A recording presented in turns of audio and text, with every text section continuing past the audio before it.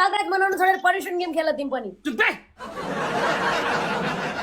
तँ त बिचरा माइत सानी हाल्देऊ न सिस्टममा आफै जम जम भइहाल्छ चुप चरी भास्की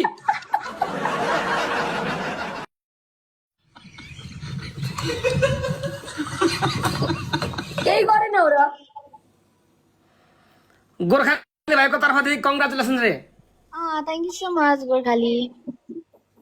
केही गरेनौ र जेसा गरेको भए भनिदिइहाल्थ्यो त म लुकाउँछु अनि छुट्टै छुट्टै बसेको बिहेको दिन पनि छुट्टा छुट्टै भन्छन् जन्ती किन सुतेको रे हौ सुते तिम्रो पनि पाला होला किन नाच्यौ सुत्या छैन उनीहरूको त पालो आएर पनि गइसक्यो त कति पालो आउनु पर्ने र कोठेको आएन अब झुप्पावाला बाजा खोज्दैछु चिनीवाला चलिरहेको रहेछ अब झुप्पेवाला बाजा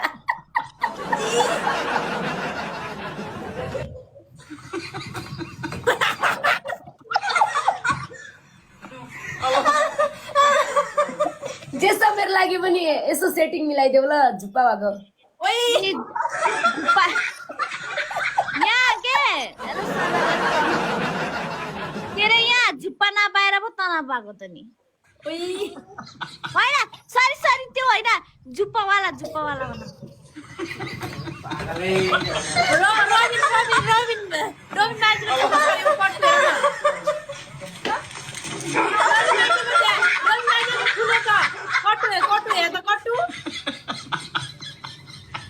यस्तो नगर्नु न मेरो आँखा चाहिँ गएको दुख्छ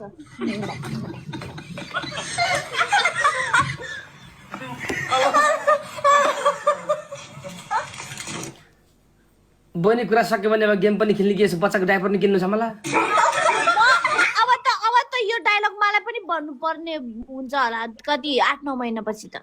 बहिनी अहिलेसम्म हनी नखानु भन्छ बच्चा किन प्लान गरिरहेको के थाहा एउटै हनीमुनले चल्छ कि अब त्यो काम म हगेर आउँछु मलाई झ्याउ लाग्यो म हगेर त्यस्तो क्वेसन सोध्छ त अनि हामीले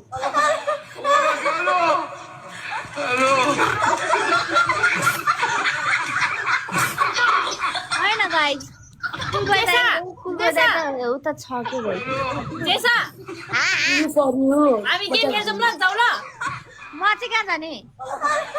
खेल्ने हो गेम खेल्ने पनिसमेन्ट गेम अनि जेसाले पनि खेल्छ त खेल न जेसा आज स्वागत मनाउन छोडेर पनिसमेन्ट गेम खेल तिमी पनि चुप रे तँ त बिचरा माइत सानी हाल्देऊ न सिस्टममा आफै जम जम भइहाल्छ चुप चरी भास्की उठे खुर्सानी हाल्दियो अब बिस्तारै रोकेर बहिनी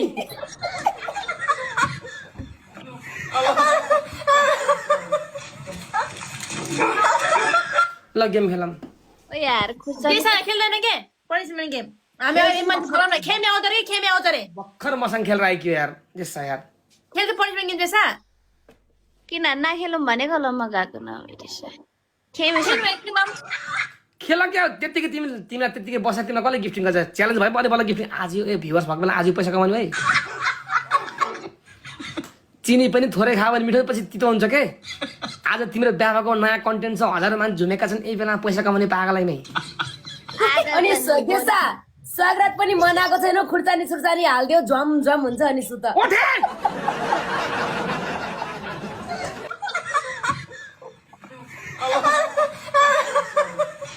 अब आज जस्तो 24,000 भ्युर भोलि हुन्न बहिनी हुँदैन सिधा कुरा हो आज भएकोलाई खेल्छ के थाहा पोखरा हनुमान आउने पैसा उठ्छ के थाहा अघि श्रीमानले हनुमान पोखरा जाने भन्नु के हो पोखराको त्यो ताल हल्लाइदिने रे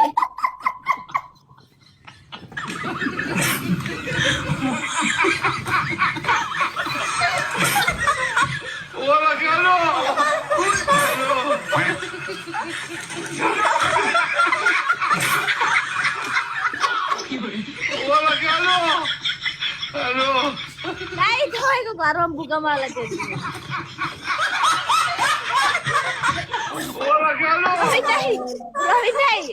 रविन दाई हामी आएको बेलामा भूकम्प आउला नि फेरि तपाईँको घरतिर